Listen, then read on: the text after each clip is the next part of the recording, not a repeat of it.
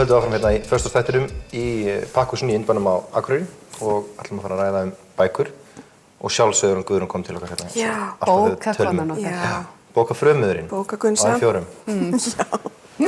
Efsta bókin hérna í þessum stóra bunkan á land síðan við höfum rætt bækur, við tókum eiginlega bara sumarfrí í þessu, þessi bók sem ég er búin að heyra mikið í fjölmiðlum. Já. Þannig kannski að því að kynlíf selur best og þess vegna vilja fjölmiðlar tala mest þetta. Kynlíf já takk. Já, ég segi nei takk. Þú segir nei takk að kynlíf. eða bókinni. Við ætlum nú ekki að ræða svona persónuleg málefni, að ræða bókina. Nei, þetta er bara, ég veit það ekki. Þetta er bara lesendabréf og svör. Já. Þetta er reynslusögur fólks, það sem er að spyrja hana Röggu hérna kynlífsfræðingum. Já. Ráð. Já. Og kannski er einhver sem að finna það. Kannski er einhver laust fyrir einhvern annan, já. En alltaf, þetta er mismunandi vandamál sem hvað hún er að leysa í þessari bók eða hvað? Já, hún er að leysa alls konar vandamál og öll vandamálin sýnist mér ef ég flettir hátt í gegn, sko. Tengt kynlífi. Já. Þannig að, já, ég veit ekki, það er góð. Það er gott að það er útgáfa í gangi. Þetta var ekki rosalega. Já, þetta er ekki 5 stundir. Nei. Síðan kemur bókin Kjaftað kynlíf, handbók fyrir fullorðna til að ræða kynlífi börn og unglinga. Já, þetta er náttúrulega hinn, sko, ég veit ekki, það er kannski ekki hægt að segja umdelda, en kannski innan kirkjunnar er hún umdeld, hún Sigga Dögg. Já, það var það allt brjálað. Allt brjálað á Selfossi. Já. Er haustið, er það kynlífstímabilið eða? Það var eitthvað verið að taka þetta inn í fermingafræðslu. Já, þegar við erum tvær hérna útgáfur. Já, greinilega það eitthvað. Það kom myrkur, kerti og kósi hitt, já. Nei, ég veit það ekki. Jú, en það var þannig, hún var inn í fermingafræðslu. Já. Og það átti held ég að kæra prestinn, en það er búið að falla frá því. En ég meina, hún er náttúrulega bara, já, hún er bara skemmtileg og Sigga Dögg. Þetta er örugglega ágætis bók, handbókin á heimili. Það þarf náttúrulega að fræða börn. Það er bara þannig. Þannig þetta er bara, hún segir þetta sé frá 0 og upp úr. Já.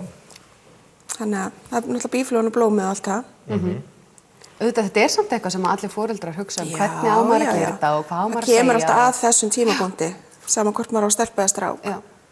Og það er svolítið að rýna í sig kjark, sko. Er verið að kenna okkur að tala við börnum okkur kynlíf hérna? Já. Heyrðu, nóg kynlíf. Já. Eða hvað? Í leyfisleysi ástarsaga. Já, þetta er bók mánaðarins. Þetta er bara skemmtileg bók. Fljótlesin og kona sem tekur séns á að skila sambýlismanni sínum að því hún verið ástfangin af manni sem hún, tekur viðtal við, fræðimaður.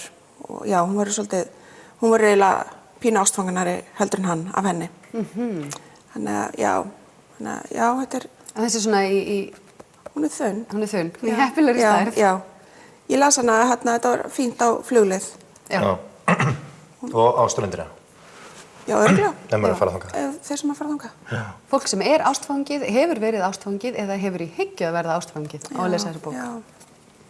Og svo er nú hérna tímamóta verk. Guðrún frá Lundi. Já. Hvað, endurútgáfa? Já, Afdalbarn.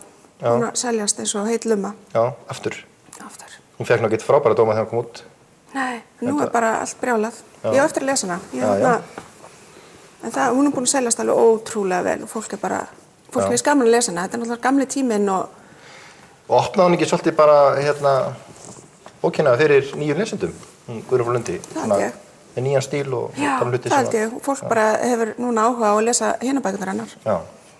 Þannig að ekki bara... Gamla fólk hefur svolítið verið að kaupa Dalalíf í hljóðbók. Það rókselst allt árið, alltaf. En nú er bara held ég hún sé að fá nýjan lesendahóp. Já, þeir sem hafa ekki lesið Guðrún frá Lundi ættu að skella sér í það í fyrsta. Já. Það er nú vitnað í Guðrún frá Lundi í bók sem við vorum að lesa sem núna ekki komin út. Jú. Og svona verið að benda á að þetta var ekkert, þótt ekki rosa fínt. Það var ekki menningarleg bókmyndir. Akkurat. Ekki virðulegar bókmyndir. Nei. En þessi hérna? Smásögur.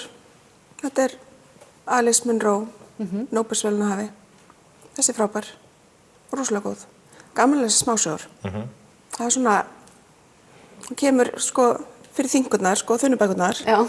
Þá er smásagan alltaf bara, hún tekur fljótt af. Já.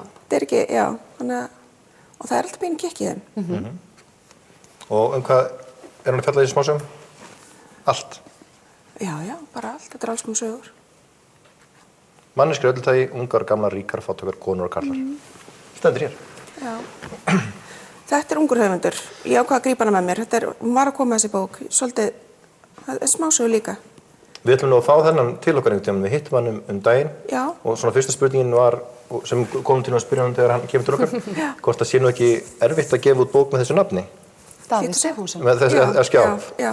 Það var eins sem sagði á hann, já þessi er á norðan. Ég held að sé ekkert á norðan. Nei, Ég held að sé bara nafnið. Hann er að vísa ættaður norðan. Já, ok. Davíð Stefánsson, þessi sko. Já. En þessi er ekki frá Fagraskógi. Nei, en ég ætla að lesa þessa, ég lagt til að lesa hana. Mér finnst hún líka flott, til munna, ég vel stundum eftir útliti. Já. Þannig að, já, þessi er smart. Og hann hefur gefið út bækur sem eru notaðir í kennslu í háskólum. Já, líka í framhaldsskóla, tvískina meðal annars í íslensku kennslu held ég. Já. Þetta er sænsku krimmi, ég er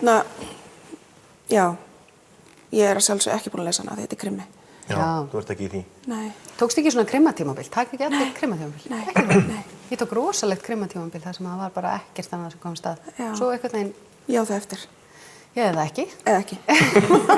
Þannig að við getum ekki talað við þig þú veist hvert við erum komin í þessum skandinavísku krimmum. Nei. Hvort við séum að fara bara í endursa hringiðar eða hvað. Nei, ég treysti svolítið á þig þar. Já. En skandinavísku krimmarnir hafa verið mjög vinsælir. Já, ég meina, þeir eru vinsælir og seljast náttúrulega og við erum náttúrulega með Arnald og Yrsu þar. En ég fann á tímabili, ég var fann að ruggla sama karakterum úr bókum, bókaflokkum. Einhvern veginn var hún alveg rugglaður í þessu. Þetta er þetta svolítið mikið, sko. Það verður svolítið að fara allir í einhvern veginn. Þannig að þessa bók við ekkert og gefum henni... Nei, þetta er bara ný bók og fyrir þá sem að vilja krimma, þá er þetta örugglega alveg frábær bók. Já. Trúi ekki öðru. Það er alveg spes, ég tek svona bara tegundir af bókum og overdósa síðan bara á þeim og svo kemur næsta tegund. Já, svo kemur eitthvað nýtt, já. En þarna er líka ný bók, Heiðrún Ólafsdóttir, hún hefur ekki út ljóð, en þetta er fyrsta skáldsagan hennar. Og ég var einmitt komið með þessa bók á náttborðið líka. Ég set hana svolítið í, hún er leið.